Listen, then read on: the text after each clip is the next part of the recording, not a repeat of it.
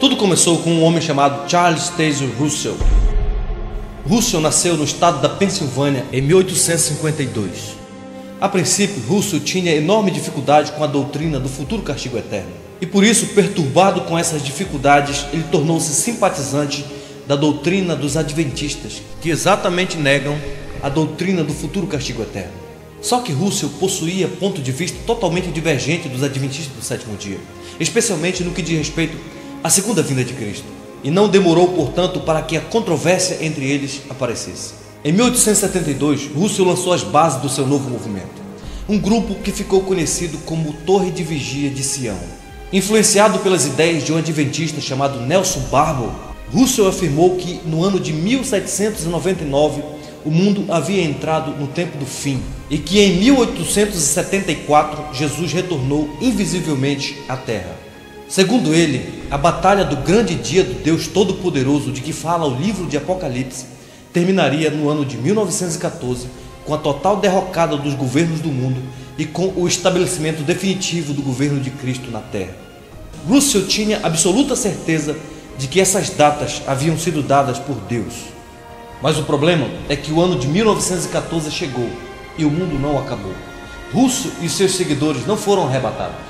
Mas como sempre acontece nesses movimentos, mudaram-se então as interpretações das datas. Agora a data foi marcada para 1915 e depois para 1918. O problema é que em 16 de outubro de 1916, Russell morreu doente, fraco e desapontado com as suas profecias. Ele foi literalmente um falso profeta. Russell foi substituído por um homem chamado Joseph Franklin Rutherford em 1917. Em 1918, Rutherford já afirmara que muitos daquela geração não morreriam antes do fim do mundo. Fim este que se daria no ano de 1925. Em 1920 foi publicado o livro Milhões que Agora Vivem Jamais Morrerão. Nesse livro, Rutherford afirmou que em 1925 os patriarcas Abraão, Isaac e Jacó e muitos outros santos citados no livro de Hebreus capítulo 11 ressuscitariam e reinariam como príncipes sobre o novo paraíso terrestre. Novamente, milhares de pessoas passaram a seguir as ideias de Rutherford e venderam tudo o que tinham a fim de propagarem as novas doutrinas ensinadas por ele. Quando o tempo do fim se aproximava, as pessoas até mesmo deixaram de trabalhar, porque o tempo do fim estava próximo. Mas 1925 chegou e novamente a profecia falhou. Mais uma vez, a profecia da Torre da Vigia provou ser falsa.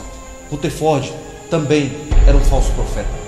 Obviamente, alguns seguidores de Rutherford abandonaram a seita, mas muita gente continuou acreditando que, embora os patriarcas tivessem atrasado um pouco, eles em breve viriam à Terra.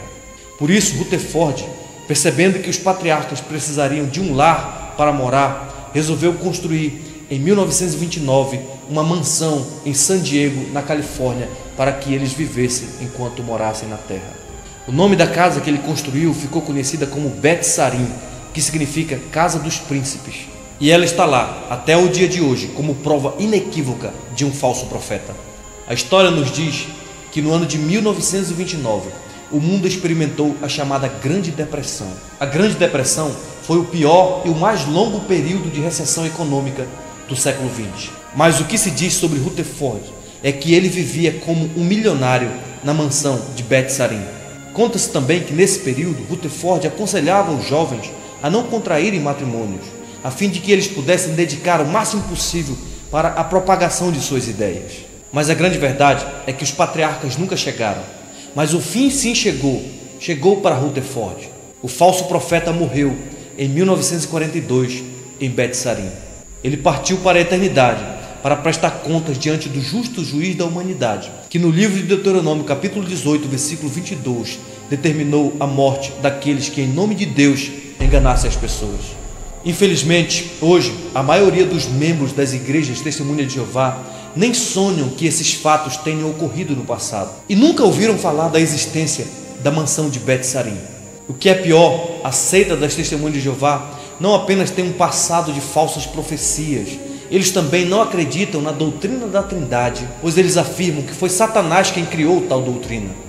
Dizem que Cristo não é Deus Para eles, Cristo é apenas uma criatura de Deus, a primeira criatura de Deus. Eles também perverteram a palavra de Deus, fazendo uma tradução totalmente errada das Sagradas Escrituras. As Testemunhas de Jeová não acreditam que o homem tenha uma alma imortal, e eles negam veementemente a doutrina do inferno eterno.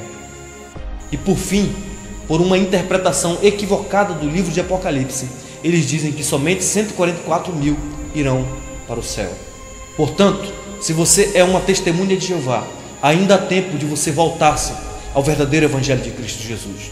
E para vocês que estão sendo discipulados e coagidos a se tornarem uma testemunha de Jeová, lembre-se das palavras de nosso Senhor Jesus Cristo: acautelai-vos dos falsos profetas.